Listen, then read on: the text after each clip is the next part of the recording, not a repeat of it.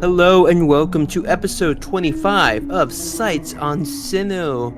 Today we're covering episodes 42 and 43 of the Diamond and Pearl anime as we head over towards Brilliant Diamond and Shining Pearl coming out later this year.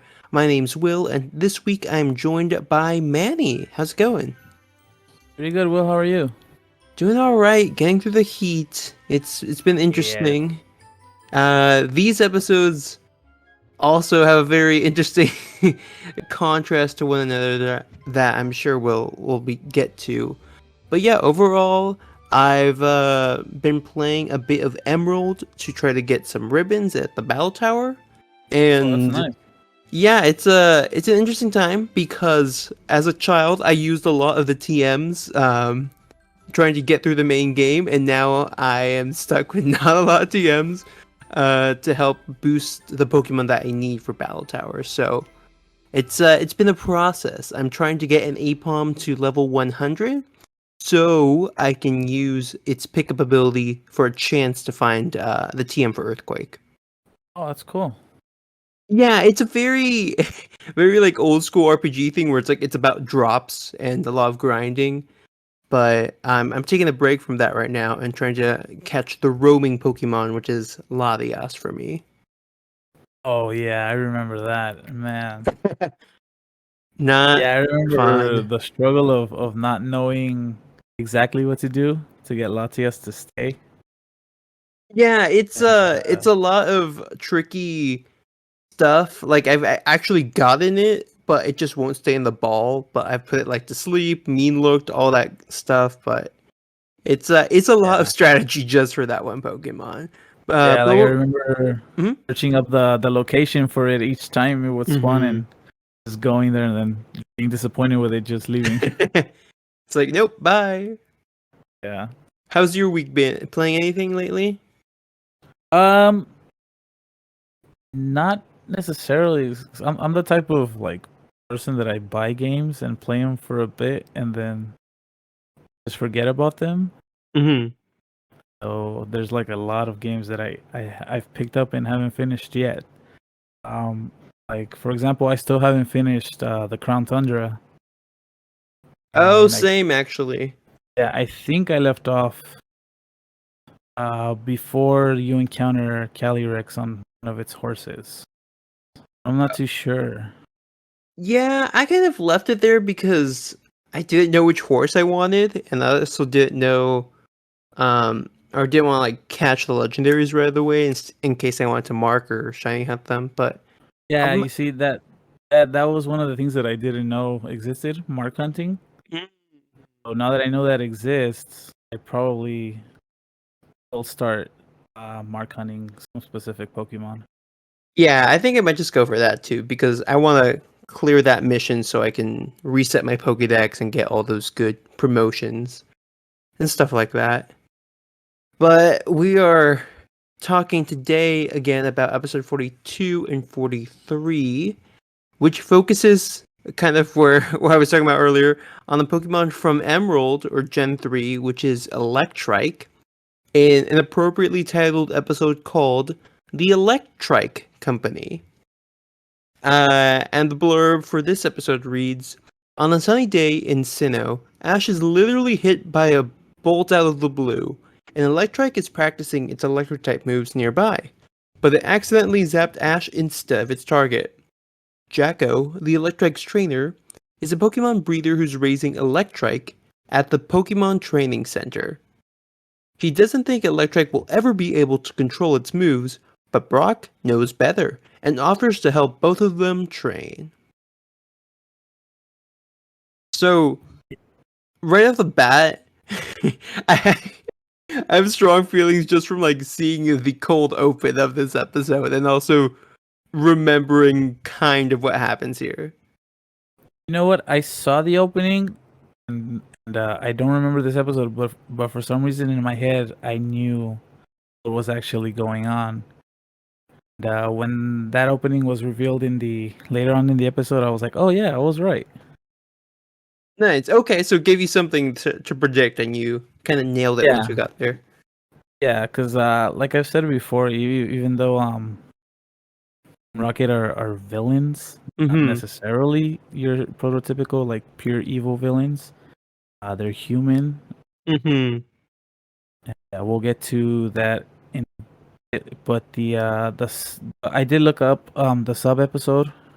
Like I said, the dub really likes to do the puns for the title episodes. Oh yeah.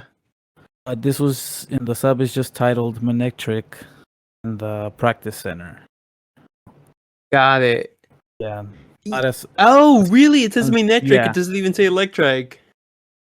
Oh, I'm sorry. It said Electric. I'm sorry. Oh, I okay, got them okay. confused. I was Yeah, like, I wow, sometimes that get title just yeah, spoiled it. I get them confused a lot sometimes. I don't know why. It just between those two, I always get Mhm. confused between the names. I think it's an underlooked Pokemon, so I can see why people confuse the names of the evolutions. I always confuse Yeah. like Heliolisk and Heliouptile from Gen 6.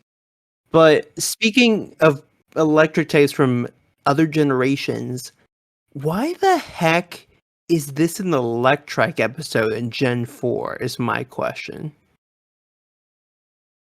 Is it in the Sinnoh decks? I don't think so, but it's definitely not a common Pokemon that you get before beating the game. Do you remember if it had any focus in any of the advanced battle seasons? Yes, it actually did with Watson because Ash beats Watson after a kind of freak accident with Pikachu, and Watson's only using like Magnemite and Magneton for some reason. So he goes Wow. over to the Mauville power plant, and that's where he meets an Electrike. And it's like a whole thing of him joining and then later on evolving. But I just found it really weird for them to choose to focus on a Pokemon that's not even new in this generation. Yeah, and definitely it's questionable, right? Because it's like, well, why aren't you introducing more for Pokemon? Like I don't think up to this point we've still had an episode focused mainly on Bidoof. Yes, well, we did Or get one. we've had it appear, right? We had one where it was running away from a Steelix, and Oh, that's right. it was like it was a weird episode, but it was very much like about this Bidoof village that Karina adores. That's right. But it's very much like yeah, it's an okay episode. To double check here, yes, so Electric does appear in Sinnoh, but only in swarms, which is a feature that comes after you beat the game. So from Gen 4, what electric type Pokemon would you have liked to seen here instead of Electric? Because I don't really know Gen 4 Pokemon. Since that Yeah. was during a period that I didn't play the games. Hmm. I would have gone with Luxio. Oh yeah. Like, we have a Yeah. minor Shinx appearance, but it doesn't really do much in that episode. So I was like, do that. Maybe just Shinx and to have Shinx evolve into Luxio would have been cool. To be fair, there aren't a lot of electric types in this generation. We have the Shinx line, Pachirisu, Electivire, which Electivire is an evolution of a previous Pokemon, Magnezone, and Rotom. Like that's actually a really limited list, so it kind of puts me into question why they even did an episode like this. Yeah, and I remember in Kalos, Luxio and Luxray are like super heavily focused Pokemon. I always thought they Yeah. were. I always thought they were Gen 7 Pokemon because Oh, I really? didn't. Yeah, because I watched part of the Diamond and Pearl anime, and I guess I Mhm. remembered about Luxio and Luxray. Because I remember when I saw it, I was like, "Why does that Pokemon seem familiar to me?" But Mhm. now that you definitely have confirmed that it's a Gen 4 Pokemon, I get why. In the back of my head, I knew why they were familiar. You know what's weirder about Gen 6 and Kalos' electric type Pokemon? The That only new ones are Helioptile, Heliolisk, and Dedenne. And there's there's an electric gym in this generation. Yeah, that's true. Wow, I didn't. Wow, didn't even know Right? that. But Because yeah, there's like Lumio City, there's a power plant. You would think there'd be more new ones, but it's a lot of repeats actually, which is kind of the theme for Kalos, given that it has a small dex. But it just seems kind of odd to me, given that they focus on Lumios and the electric gym that's there. that's crazy. I mean, Hmm. if you take away Daedenics, I guess we can say it's Pikachu of that region, Hmm. and it would just be two Yeah, electric types. yeah. It's Wow. still a good one. I love Heliolisk, but it's like it's still very odd to me. Yeah, you would think they would introduce more because of Lumio City. Hmm. Like it has to do with a power outage, and maybe that's why there Yeah. aren't enough electric types. Because what we find out from this episode in the anime is that this electric is being trained to work at a power plant, like Yes. as a one of the electric type Pokemon that generates electricity there. And this kind of rubbed me the wrong way because it feels like this whole facility exists only to train them to become batteries. Yeah. Yeah. I pictured lab mice on a wheel when I heard that. I pictured Yeah. a scene from or Avatar Legend of Korra where the firebenders are like drawing electricity from the sky into generators. Okay. I never watched Korra. Okay, okay. But Yeah. yeah, it's like this is a weird use. Like, how many Pokemon are in here? Like, who's taking care of them? Like I have a lot of questions about how this works. Like, is everywhere around the world just powered by electric type Pokemon? Is it just some places that like specialize in this? Yeah. Like if you kind of look at it, it's kind of like premise of the Promised Neverland in a way. Oh man, that's Uh, hard. yeah. But if you haven't seen the Promised Neverland, listeners, I encourage you just off that premise alone. Just watch the first episode; you'll be hooked. Yeah, and be it's definitely for more mature audiences, so Oh just keep yes, that in yes, mind yes. as well. Yeah. But yeah, it is a weird setup that I don't find super friendly in terms of like humans and Pokemon living together. But they do explain that it has to be a Pokemon breeder who trains these Pokemon to prepare for this. And in this case, it's a new character called Jacko, I believe. And Mhm. he he's he's annoying. He kind of sucks, honestly, for the first half of this Yeah. episode. Definitely rubbed me the wrong way at the beginning. Because he's Oh. like, oh, he sees like Ash's Staravia and he's like, oh, that's so cool. Like I specialize in flying types, and like, I can tell your Staravia is like raised super great, and it would be so much easier to deal with like flying types versus electric types. And like, he just says this in front of electric, like he doesn't care what it feels. Yeah, he like right in front of it insults it, and Hmm. you would think this Electric is definitely feeling down on itself because it can't get what it needs to be doing done, Hmm. and its breeder that it's supposed to have this connection and building with it through practice is just putting it down. Hmm. Yeah, definitely. I was taken aback and I was like, whoa, I don't think I like this character at all. Yeah, he reminds me of Paul, but like less aware even. Like Paul's very explicit with what he does and I think knows the effect he has on people and his Pokemon, but this guy just doesn't. Like he's completely oblivious that he's even even remotely impacting his Electrike. Yeah, and that scene of Brock just like Hmm. mm, Brock's that and judging immediately, and he's like, yeah, in that moment I was like, oh wait, are we gonna get another Pokemon for Brock? Is Brock gonna bond with this Electric and get away with "Oh, him? I Interesting. definitely had that feeling because definitely felt that way to me. That it focused on Brock when he heard that insult. I was like, Mhm. oh, maybe Brock is gonna shit itself. They're gonna bond, and the Electric is gonna choose to stay with Brock because I don't remember much of the episodes. I was like, oh yeah, maybe he gets a new partner.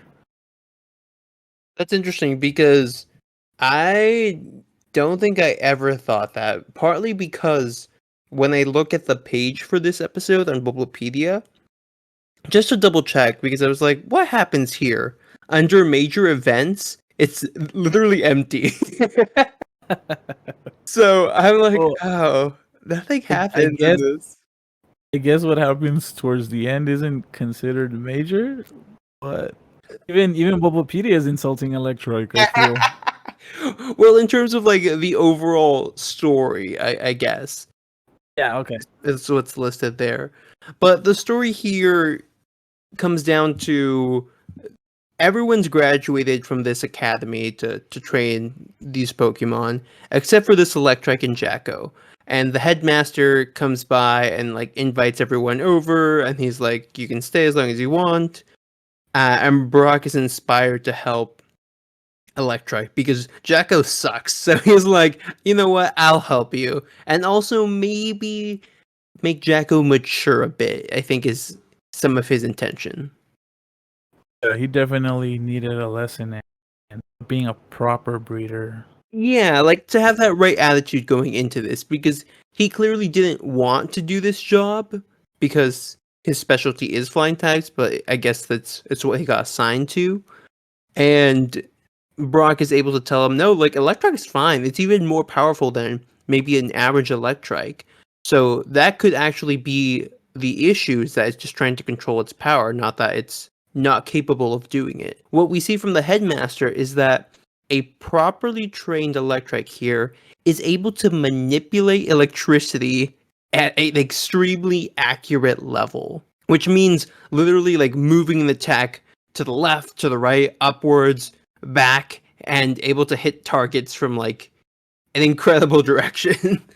Yeah, and for me, my question was why the headmaster was putting up with someone with such a negative attitude. I mm, feel like mhm, him as a headmaster, seeing someone that isn't taking it seriously, is always complaining. I feel like he should have said, "Well, hey, you know what? You can pack your bags and go." Because I feel like if we were to complain in the workplace, that would mhm, definitely be a big no. Don't do that. So that was a bit of a questioning, but I understand that it's just because he's going to learn from Brock. But I still feel like mhm. Like, what was his plan if Brock hadn't shown up? yeah, I feel like he at least should have gone in like a slap on the wrist or something. Hmm. Or just being like, oh, I have faith in you two. Right. Yeah, it's very odd. He's very like hands off with his teaching. So maybe he's Yeah, just really confident that they'll get it, but it does seem a little risky. definitely. We get to see Brock kind of mentor Electric and Jacko a bit in preparing their moves. And as an example, he actually has Dawn and Ash help out by bringing out Pikachu and Pachirisu to use their attacks. So we see Pikachu just nail the target right away, while Pachirisu accidentally shocks Ash, and then Dawn gives it a little puffin to calm it down, and then it's able to hit its discharge right on target. Yeah, and uh, just questioning the world as to why he keeps constantly getting shocked. Yeah. Ash is like a lightning rod in this episode, and it's never Yeah, I really feel like explained. probably Pikachu is usually always on his shoulder. Hmm. Leaves a bit of something on Ash's clothes and just becomes like a magnet for Yeah. electroshocks. Maybe Pikachu's static rubs off, so it becomes a little conduit for the attacks or something. Yeah, and I like the color scheme that they use from Pachirisu and Electric when they use their electric moves. Yeah, what do you think about that? Because Yeah, Pikachu's always a yellow and then I feel like almost every other Pokemon is blue for their electric attacks. Yeah, I feel like at one point they decided to keep yellow just for Pikachu. Mm-hmm. 'Cause I do remember in the earlier, like way back in Indigo Plateau, it was always yellow for each thunder type, electric type. But yeah, I really Yeah. like it. I really like it. It Mm-hmm. feels me. It feels more impactful. Like it just has this aura about it and makes it look like it would definitely hurt Pokemon if it was attacked by that. I think we have seen Electivire or like Elekid, Yeah, I yeah. think, with with yellow electricity. So maybe it's just like the color of the Pokemon or something. But it is kind of nice that they're distinct from Pikachu because we don't always see these Pokemon that have the exact same electric coloring for their moves. Yeah, I like. To me, it looks better when it's like a blue. Just feels more. I don't know if for some reason it feels more natural to me. Yeah, I agree. I can definitely relate to it feeling a little more organic, I guess. Yeah, because if you've seen lightning, not really Hmm. yellow. It's like sort of bluish, whitish. Yeah, the Pokemon just decide to be more realistic with electricity moving Yeah. forward or something. But here, our trainer Jacko or breather Jacko isn't very familiar with electricity himself because he tries brushing Electrike using a metal brush. So he just shocks himself, and Brock kind of lets him because you see a moment of Brock like staring at the brush and then not saying anything, which I found hilarious. Yeah, Brock secretly wanted that to happen, I feel. It's It's like like, he's gonna all learn right, something today. yeah, yeah. You think Electric isn't worth it? You're about to watch out. You're about to find out. And yeah, that's where Brock's like, "Yeah, don't use a metal brush, you dummy." Like he basically wants to say that, but uh, he starts like teaching him little things like this, and over time, you kind of see Jacko starting to change his mind about Electrike. Pikachu's also mentoring him a bit, and at one point, you see Brock making a bunch of food for all the Pokemon that are in Ash Dawn and his parties. And Jacko steps in and he's like, "Oh wow, you're making a lot of food." Uh, and Brock again brings up the point. Yeah, each Pokemon is different. Like each type has its own unique diet and taste preferences. Yeah, man.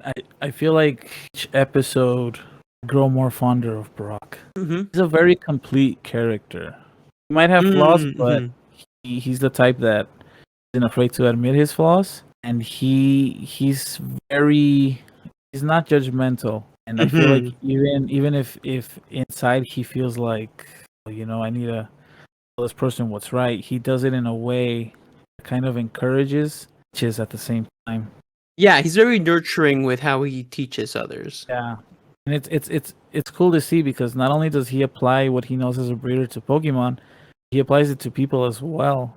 Mm-hmm. Yeah, he's definitely underrated, and I think that's the struggle I have with this episode is that the A plot isn't great, but the different plots under it are strong, but not strong enough to hold up the episode for me. And one of those is Brock like kind of showing off as a breather what he's capable of without being super showy about it, which is kind of difficult to do sometimes with the Yeah. anime. And then we see some dynamics with Team Rocket that are also kind of refreshing and again stronger than like the main plot of this episode. Yeah, definitely. Because with Team Rocket, they want to steal an Electrike after seeing how well the other one was being controlled. But Jesse gets impatient, and even though everyone's like, "No, we have to wait for them to train because otherwise we're gonna steal an Electric that can't do anything as well as we want it to." So they're able to pull out of a lake and okay, they shoot a missile out of their Magikarp submarine that I thought was going to shoot a net and like grab the Electrike and the Pikachu. But it just hits them. Like I don't know what their plan was there. Yeah, definitely caught me off guard, and I feel like it kind of missed, didn't it? Yeah, it like hits right in front of them and they get caught in the explosion. But I don't know what the plan was there. Maybe Jesse was just trying to like hit them fast and then grab them, but it's very unclear. And we don't get to find out because James and Meowth actually are very reluctant to help her here. They're like, Pikachu and Electric are a great duo. Look at them training. They're very inspirational and remind them of a good teamwork dynamic, which they don't feel like they have with Jessie right now. So they kind of stop Jessie from going out and getting the Electrike, and she gets very emotional about this and runs away into the forest, leaving James and Meowth offering to train Electrike with them, or at least like help them as they can, and everyone else just very confused at what just happened. Yeah, and they did a very solo version of their usual motto, where Jesse is just feeling it, and James and Meowth are just like, oh man, like we're really regretting doing this. They're very And, embarrassed even. yeah, and I don't know why, but when James said when everything's worse, it just gets worse, like I couldn't stop laughing. I don't know. I feel like that line wasn't really supposed to be as funny. It just made me laugh so much. It was a very fresh take on them, and the way that Jesse kind of overreacts and runs into the forest, ending to leave group, and Jocko kind of being like, "Oh, who are these guys?" And Don being like, "Oh, those are the bad guys." And after James and Meowth praise them, like he's like, "Are you sure these are the bad guys? Like I like them." Yeah, that was really cool.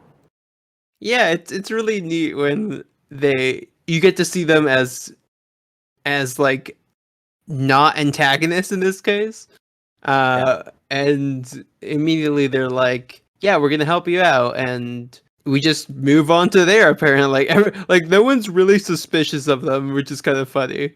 Yeah, they're just like, "Are we in a dream?" But then accept it later on.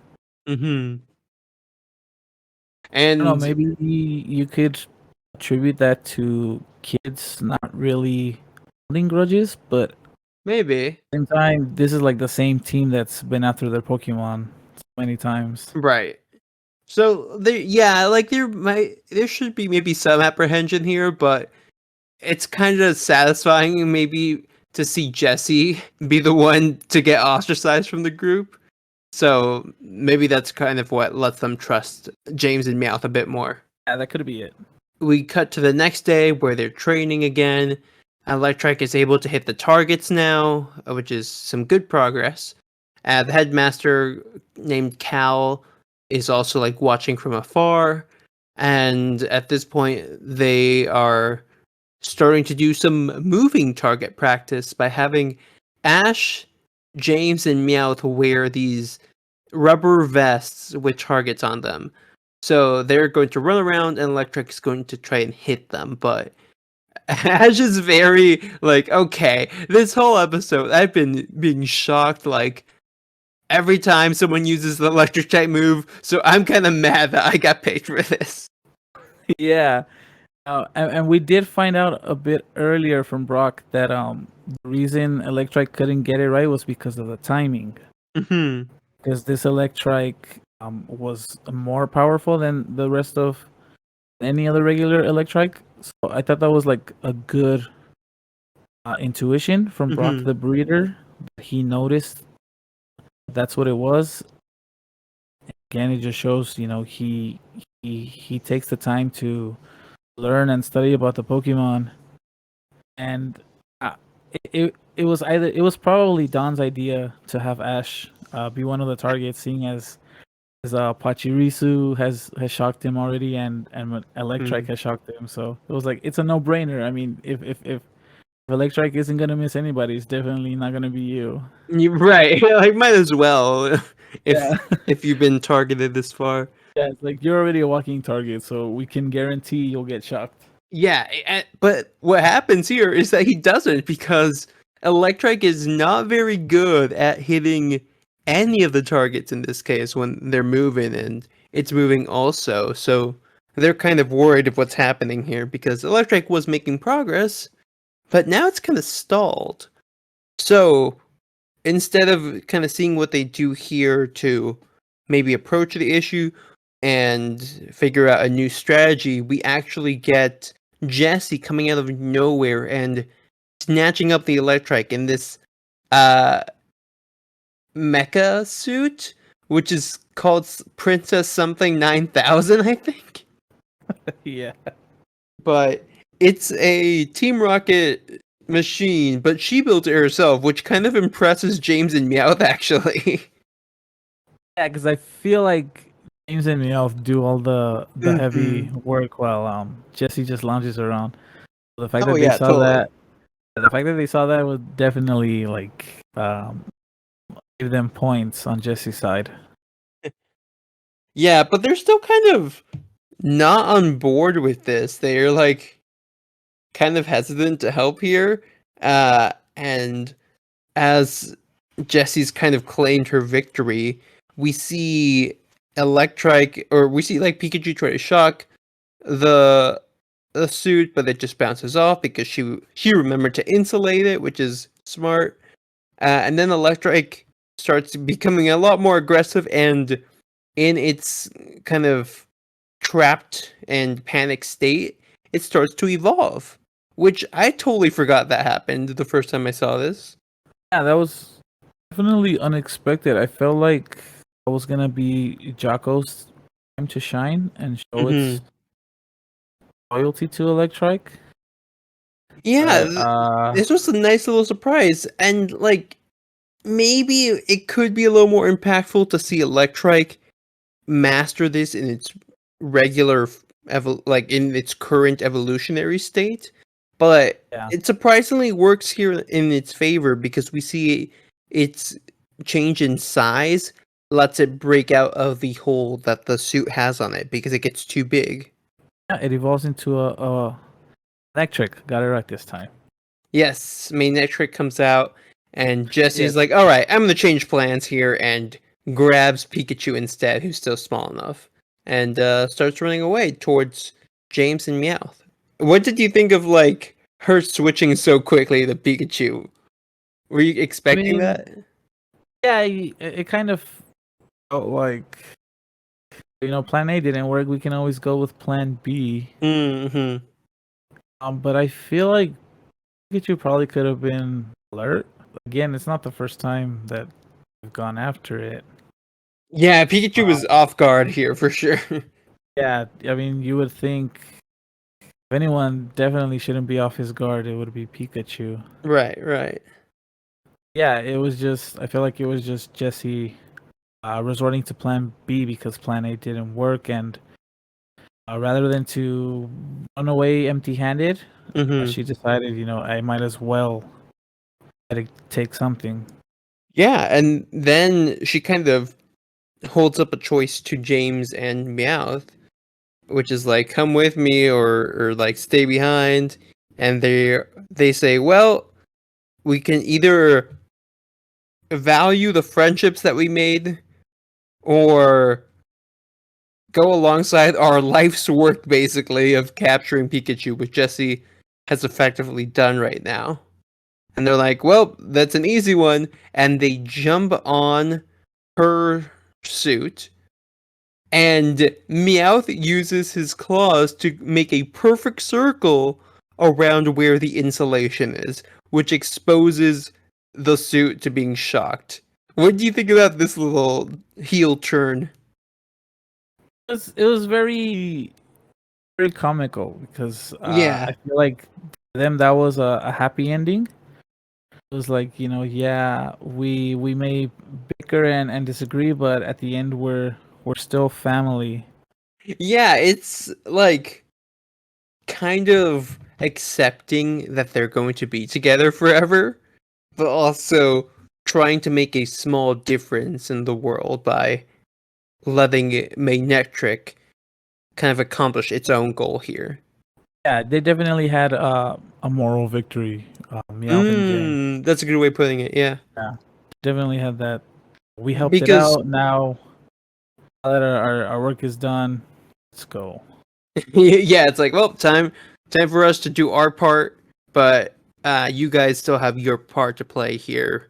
As we see Manectric shooting a thunderbolt towards them. Jesse starts weaving and dodging, but Manectric now has almost full control of its power because it looks like it's able to change directions and follow along Jesse.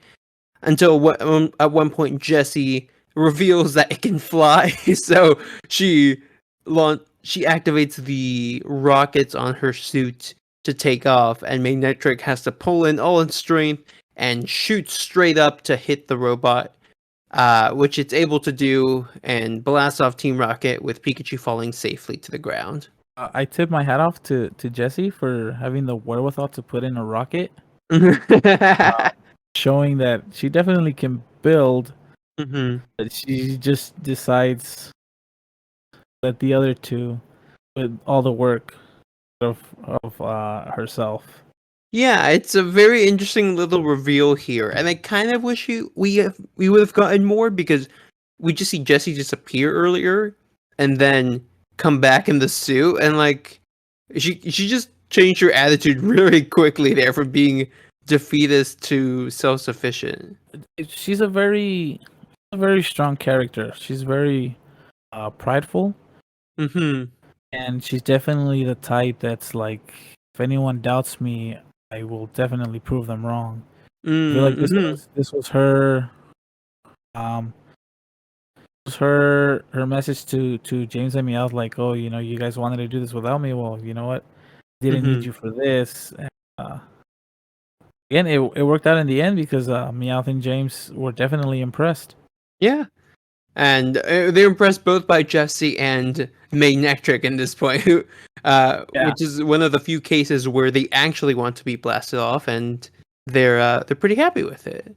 And Jocko also seems to be pretty delighted to see that Magnetric actually got some control down, and says, "All right, now we'll definitely pass the test because you did awesome there." And Cal, the headmaster, just comes out from his car because he was behind them basically, and says, "You already passed. That was pretty much the test what you did right there with Team Rocket," which I always find kind of cool, where there's like a teacher or a character that's supposed to certify someone, and they can tell that, hey, you did what you are supposed to be able to do, even if it's not how we usually measure it. yeah, but I feel like there wasn't really much building between Taco and Yeah, that's fair. It kind of just centers on Magnetric a bit. Like, we maybe see it a little bit with Jocko directing Magnetric in this last scene, but it's very rushed if that's what the intention was. yeah. I feel like it was more Rock helped Mm-hmm. out the Electrike because definitely believed in it. He saw the potential that it had, Mm-hmm. whereas I feel like Taco's only contribution was using the recipe that Brock had made for that Electrike. Mm-hmm. I feel like that's pretty much the only um, Contribution. attempt at at bonding with it. Yeah, And I honestly think it could have been stronger if they just cut Jocko and had like Brock somehow get involved in this school and like have the challenge of helping yeah, this Electrike, because yeah, Brock is really the one we care about here. yeah. At the end of the day, Taco just feels like a memory. Like He not feels like an really. example of what not to do. Yeah, that could be the case. And I think that's okay, but like it would be more interesting to just see Brock fully embrace this breather side of his character. Definitely, this definitely could have been a Brock centered Mm-hmm. episode because as a breeder, he wants to learn as much as he can. him stumbling upon this facility definitely would have been something he would have been intrigued in. And you can pretty much take out Jocko Mm-hmm. this episode. Like it kind of feels like he's not really needed because, like I said, I feel like the majority of Electrike's building up was focused on Brock seeing its potential and pretty much helping it out. Yeah, totally. So I thought the voice for the headmaster Cal sounded familiar, and Is it James? I thought it was James, but looking at the actor, it's Bill Rogers who plays Brock. According to Really? Bulbapedia, I don't know if this is a mistake, but I find that really weird. I'm like, how is that not James? That like literally sounds like old because James. yeah, that's definitely what I thought. I thought it was James. Yeah, I don't know. Oh, wait, who's Billy Beach? I'm not Oh, okay. So, I think there might be. Okay, so this is the interesting thing. When I look at Brock's voice actor plays Electrike. really. Yeah, that's so funny. But no, In... it plays Cal's Electrike. Oh, okay. So I let me check, but now I'm like, this is a weird rabbit hole. He plays both Electrikes. It's crazy. Hmm. That's really funny though that he's the Pokemon that he's training. Yeah, that's crazy. Like, it definitely sounded like James. No, yeah. So James Like a does diction. play Cal, but the reason I said that is because Cal's Electrike and Jacko's Electrike is both. They're both played by Brock's voice actor. Oh, okay. Yeah. Okay. But yeah, I was like, yeah, I'm pretty sure that's just his voice actor once I heard that.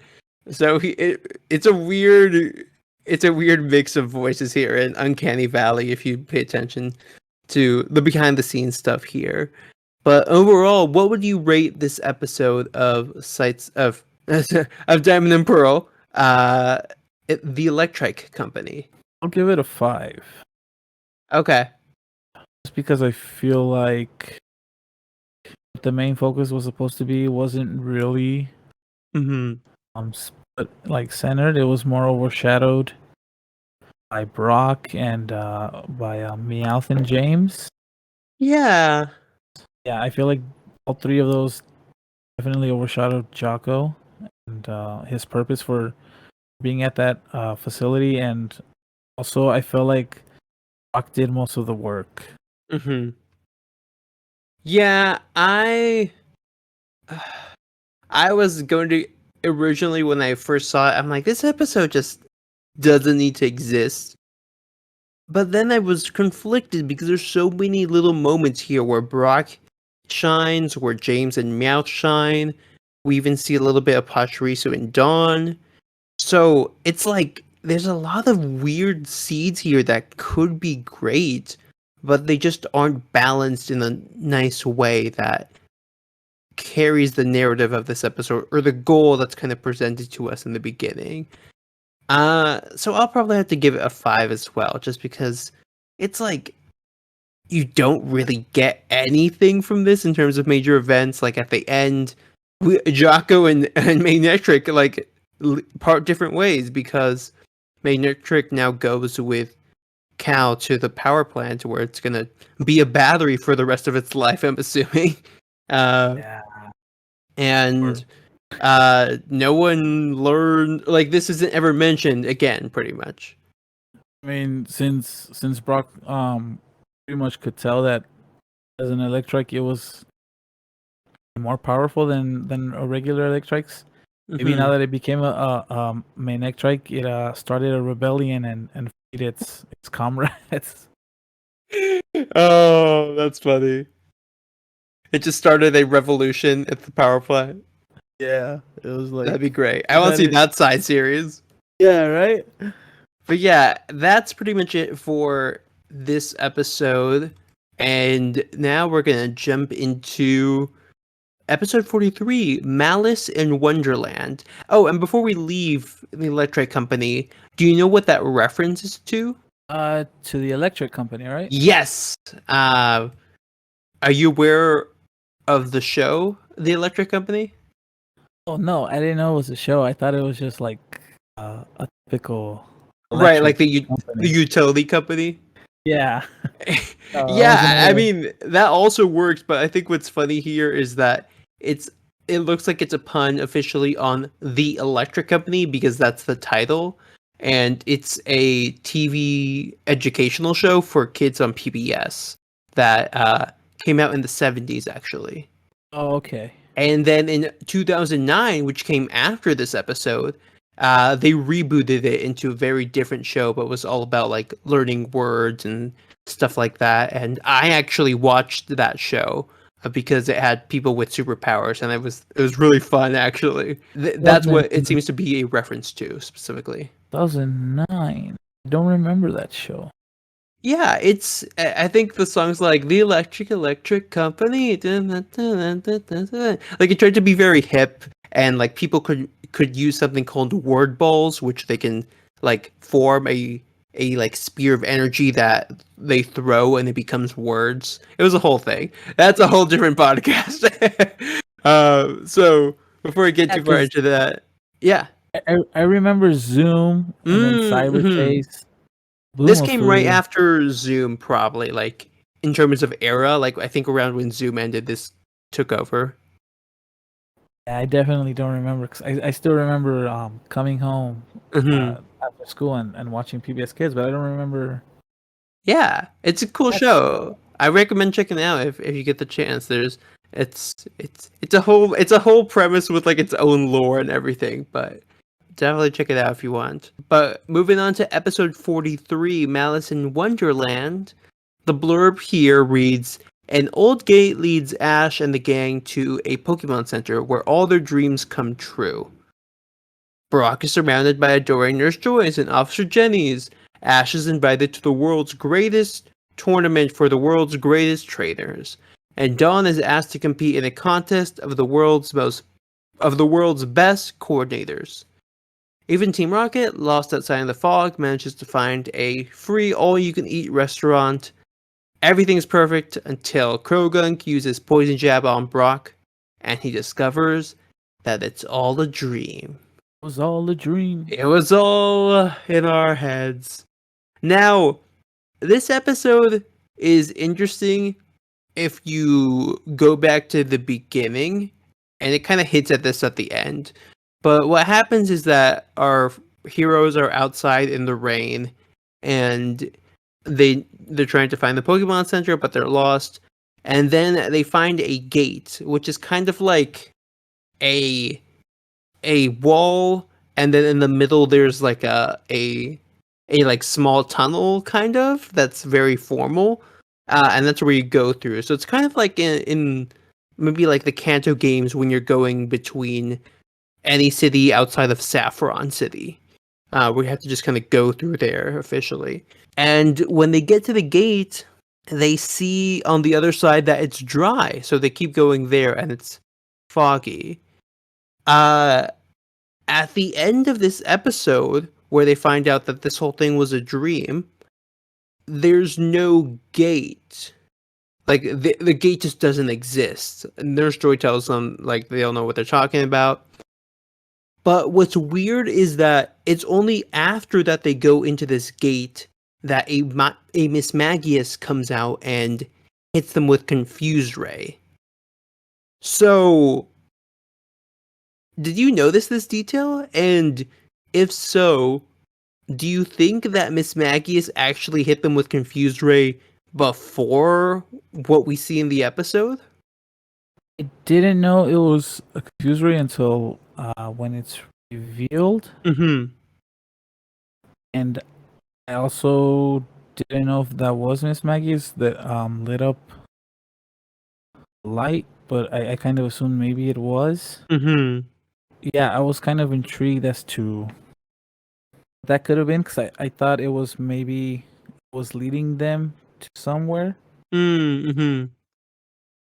Yeah, I'm Um, like, it's a very explicit moment in the episode where like our heroes see a bright purple light in the distance, and that's Yeah. where like you assume that the dream sequence starts.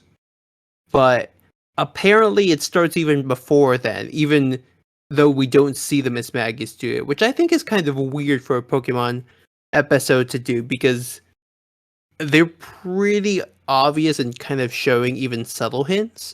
So I'm like, what? Like, is that supposed to just make it like more creepy, or are you implying something else here? Yeah. So one thing I noticed, I can kind of assume, Mm-hmm. when Ash asks, what that light is, there's like a confused face on Dawn, Mm-hmm. and the reason I feel like I know what the joke was in the sub is because Dawn's name in the sub is Hikari, which is translated to light. Oh, So I feel interesting. like, yeah, I feel like in the sub they probably used that as a pun. Her face definitely looked confused, so it could have been Ash saying, like, like, what is that Hikari? The actual character Hikari looking at him like, what? Like, did you So call yeah, me? yeah. So I'm definitely interested to see if they actually did that.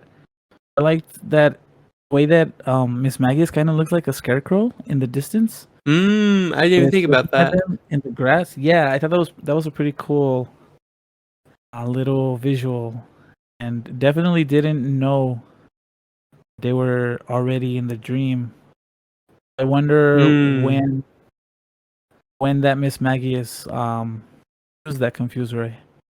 Yeah, it's very odd to me because it's very much like, oh, this Miss Mackey's does this to traders, and like we see when it happens, and like the hint that something's wrong is obviously when they get to the gate. Like this, Yeah, I think that's the point I'm trying to drive across. It's like the whole thing starts because they go through this gate, and it's raining on one side and dry on the other. So that's where like I'm assuming like, oh, something's off, and like maybe where the dream starts.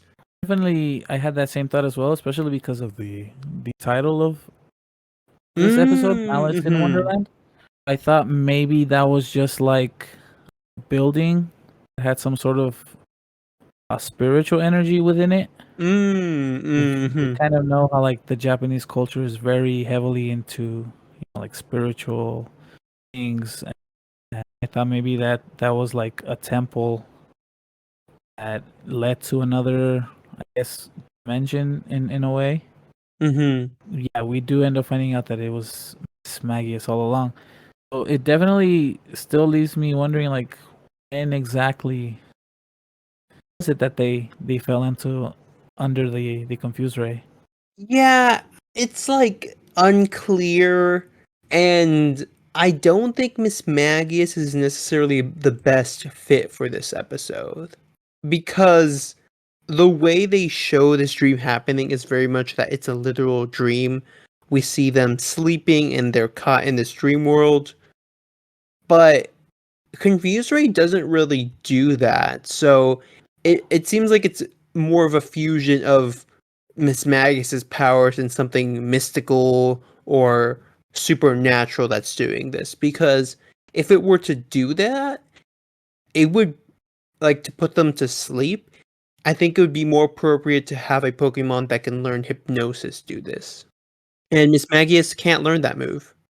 At all? No. It's interesting. And it's 'Cause that even brought up later in the anime, actually. That's how I know this. So I always find it weird that like they chose Miss Magius to do this. Yeah, because that was gonna be my question was Mm-hmm. wondering if in the sub they said it was hypnosis or not. No, So yeah, that's yeah, I'm the definitely gonna look that up. Because yeah, I was about to say it could have been hypnosis if anything. right, because that's the move that puts people to sleep and everything. Just getting more into like the meat of the episode, it seems like Miss Magius is a Pokemon that lives around this area and puts them to sleep somehow without hypnosis. Trainers that come by like get to live this fantasy world of accomplishing their dreams, which for Brock is being surrounded by all these Nurse Joys and Officer Jennies, and for Dawn and Ash to become the top trainer and coordinator in the world. And it's like kind of fun to watch, but I think it's a little undercut by Mismagius not really having a deeper motive here. Yeah, and I felt like when Jenny and Joy in the dream declare their love for Brock, I thought he was gonna like reject it. Oh, You know, we've seen before when a girl actually likes Brock, mm-hmm. it's very he's not accepting of it. Mm-hmm. And so I thought maybe he was gonna be that way and kind of realize it was a dream. Yeah. But at the same time, I didn't know they were in a dream again because, like I said, I didn't know when they actually fell under the spell. Mm-hmm. But yeah, we see him, and he actually says, you know, like, pinch me, is this a dream? Yeah. And We have Pikachu Thundershock. yeah, Or Thunderbolt him.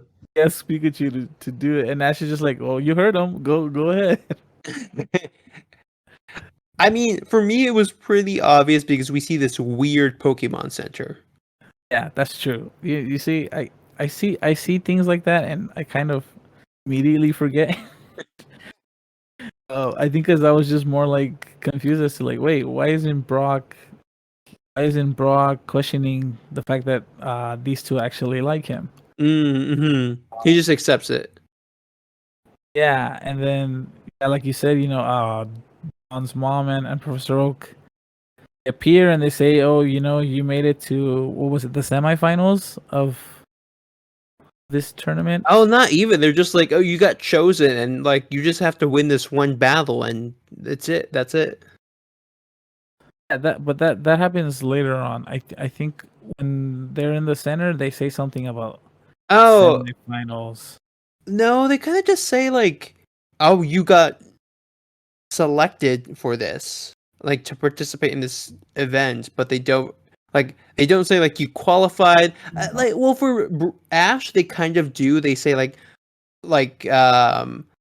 because Ash is like, oh, that's weird because I just started my Sinnoh journey. Like, why am I being chosen for this?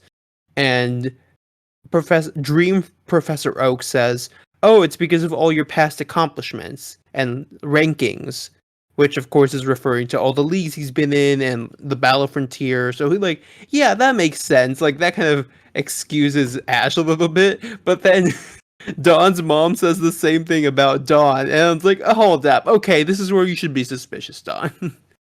Yeah, and Don just is like, really? You're like, okay. She doesn't pass up on the chance. Yeah.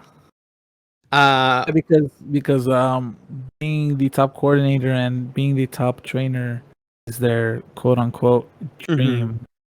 What do you think about the positioning here? Because the way that their dreams are kind of enacted is by manifesting how they think they would reach this goal, not necessarily how you actually reach this goal in real life. And for Ash, it's a battle against Cynthia as she uses Rayquaza.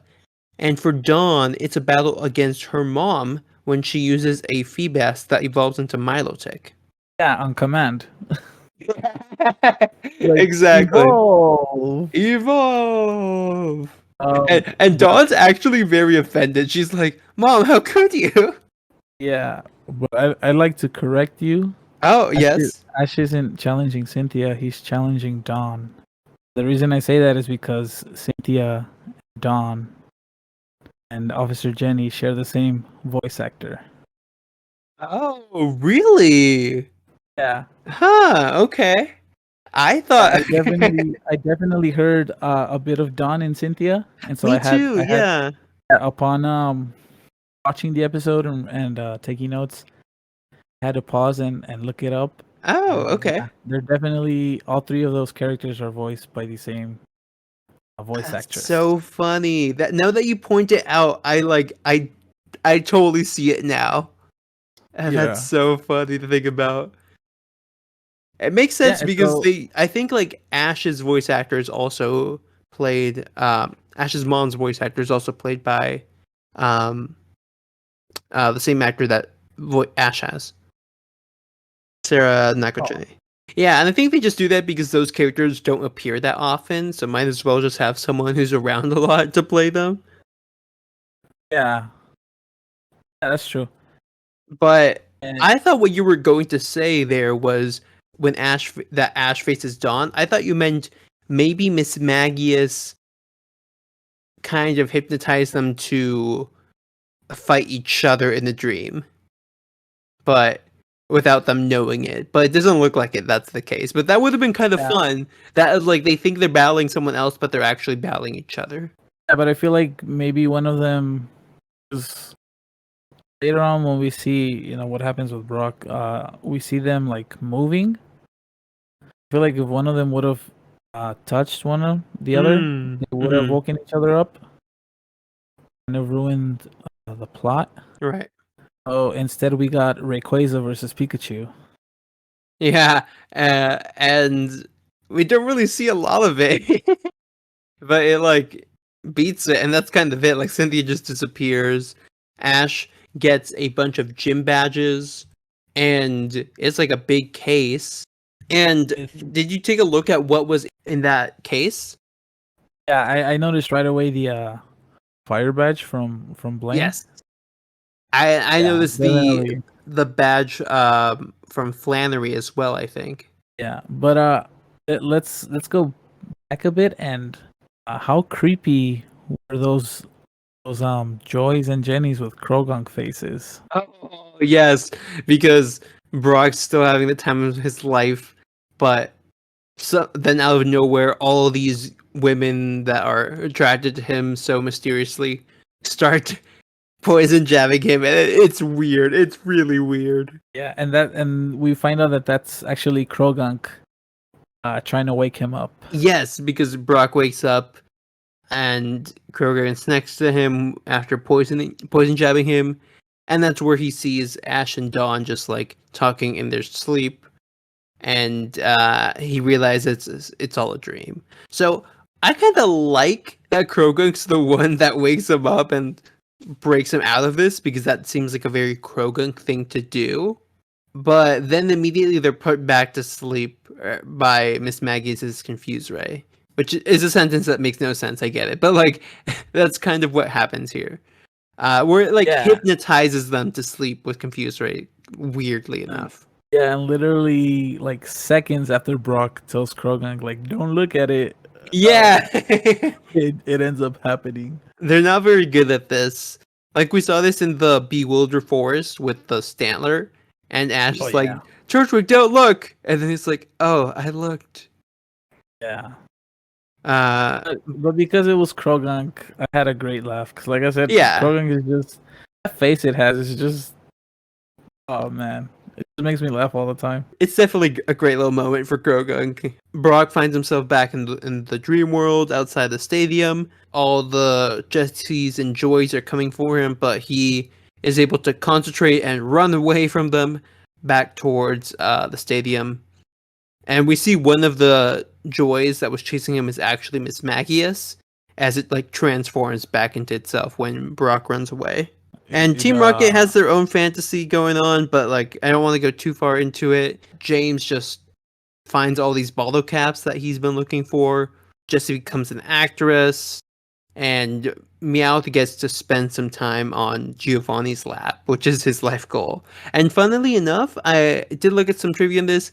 The voice actor for Giovanni actually started playing this role in Diamond and Pearl, and this is the last time we see him actually, because the old voice actor for Giovanni from 4Kids comes back after this. Yeah, and he did a pretty good job imitating original Yeah, I was like, 4Kids. oh, this sounds really Yeah. similar. Like there was one point where I thought, wait, did they bring 4Kids Mm-hmm. actor? Yeah, he definitely did a good job at that. Rocket's dreams were definitely there for the comedical aspect. this Exactly. episode. Yeah. Then you see them blast off a bunch of times because at the end, everyone's dreams start just falling apart. They blasted off a total of 8 times. Yes, it's apparently a record for how many times they blast off in one show. And then it's like, it's a dream sequence though, so like, arguably, it isn't isn't the record if you count that out.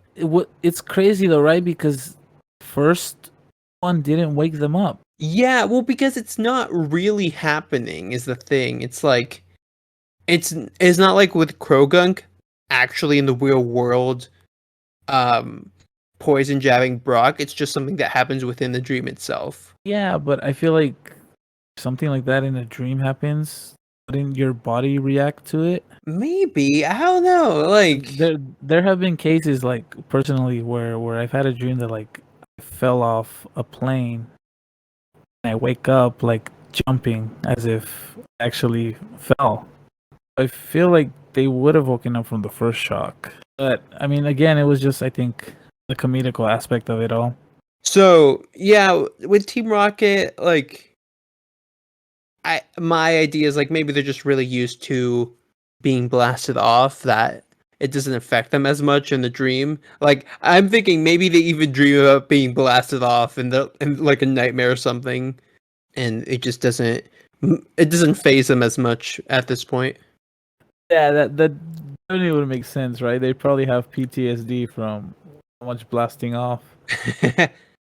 Yeah, and that kind of just like removes them from the main plot of this episode. We don't even hear their motto actually, which is kind of interesting.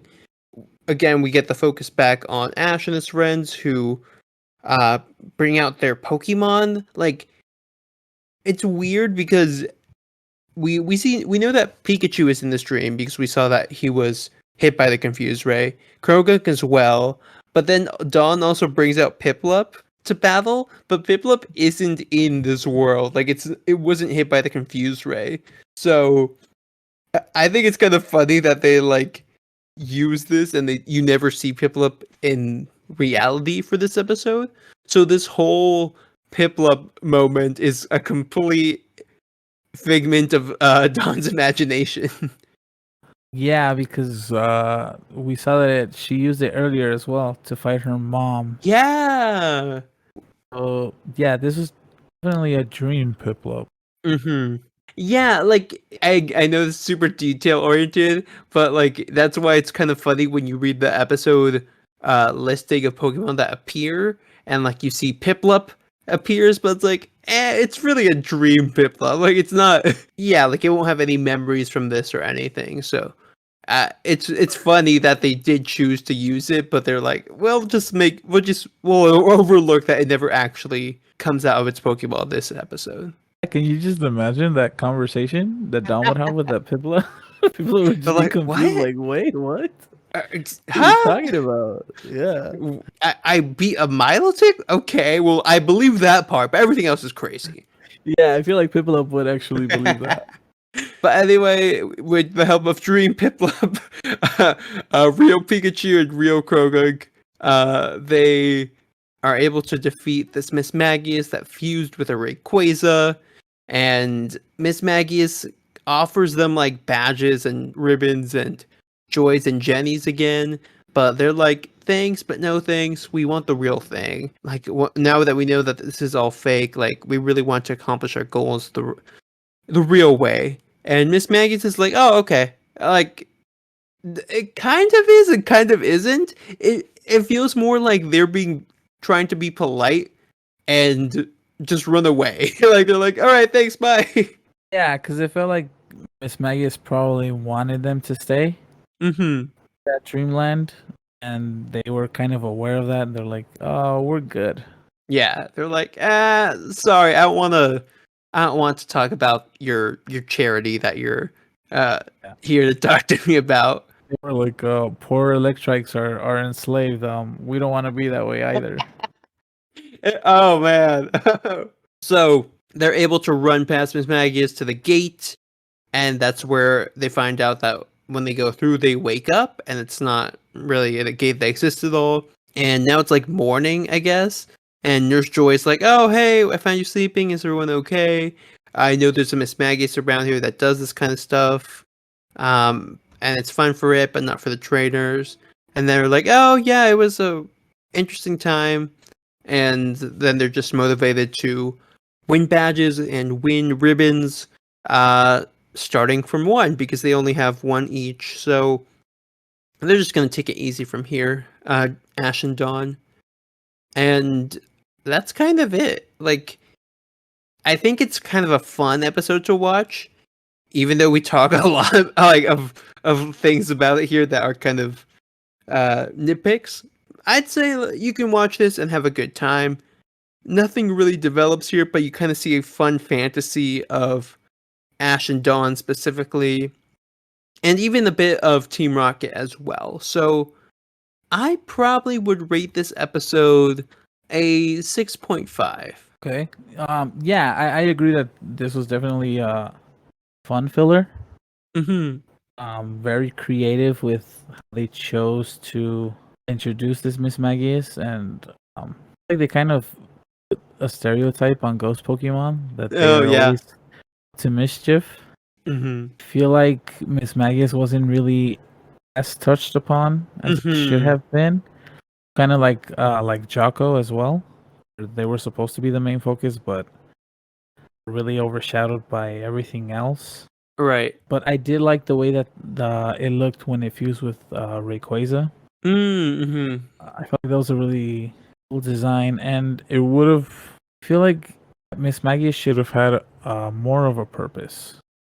That's why it Right. messes with trainers. Maybe like it's protecting the Pokemon in the forest or something like that. Mm-hmm.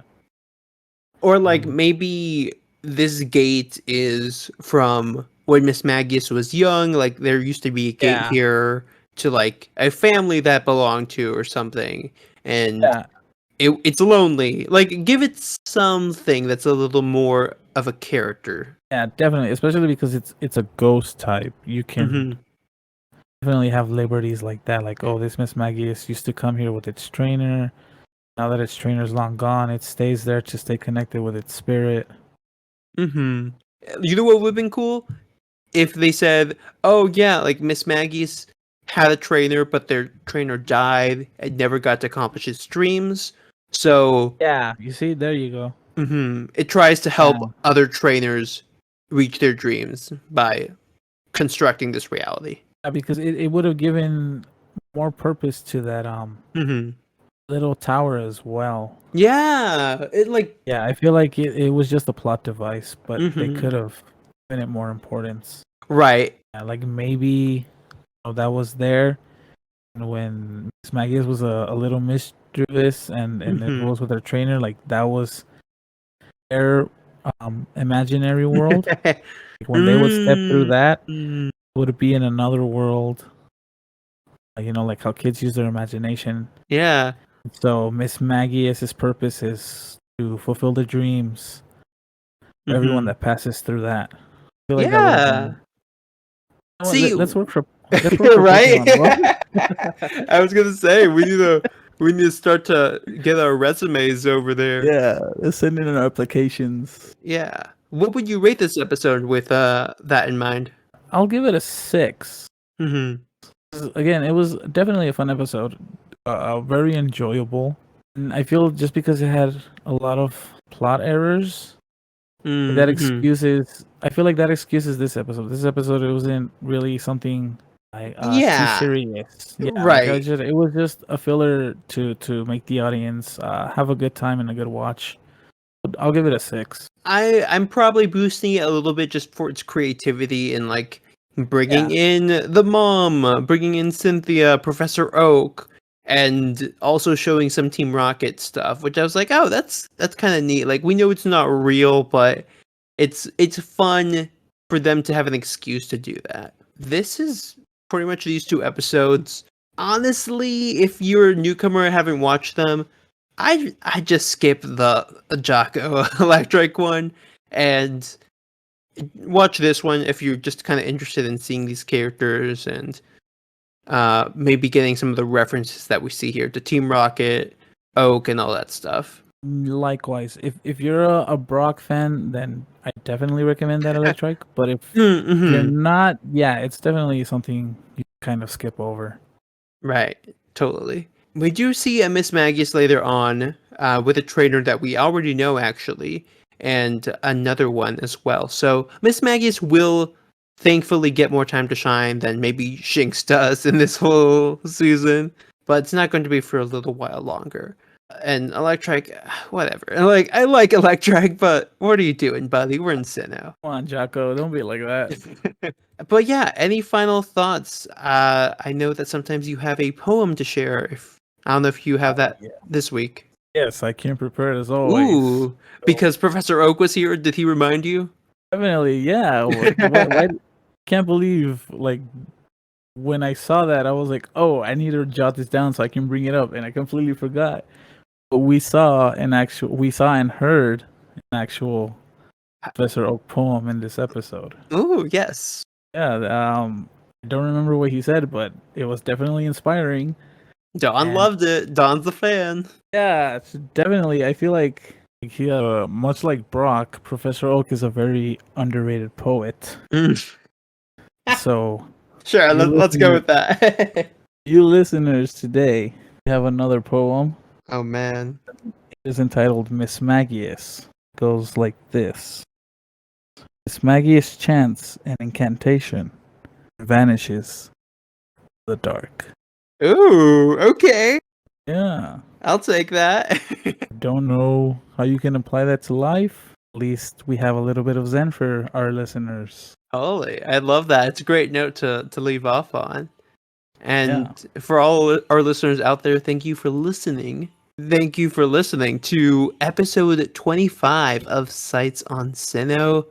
I've been Will, and today we've had Manny. Thank you so much for being here and sharing your poetry with us this week. No, I can't take the credit. This is Professor Oak's poetry. Oh, No, okay, okay. we do not condone plagiarism here. True, Yeah. true.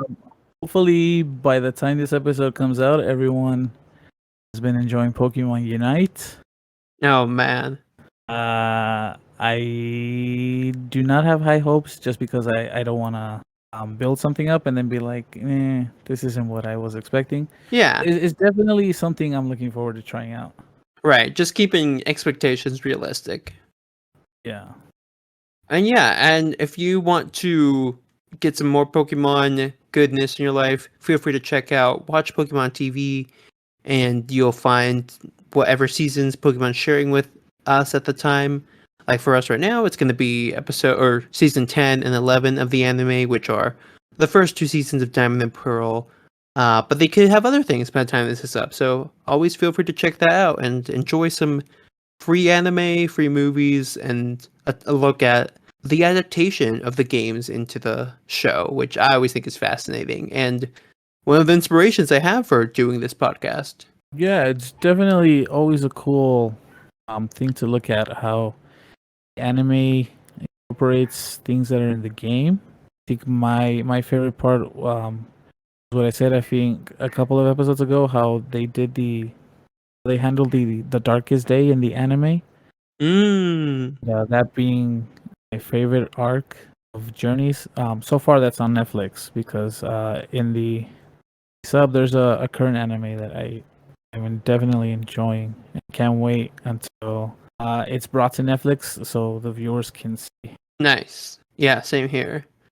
But as always, if you want to listen more about what we have to say and also what other co-hosts have to say about this show, feel free to check out any past episodes of Sights on Sale on the channel. And subscribe and like if you want to hear some more that come out as we try to get these episodes out every Monday morning. So stay tuned for that. And as always, I've been Will. I am Manny. And we'll see you in Sinnoh. Until then, have a good one. Watch out for Mismagius.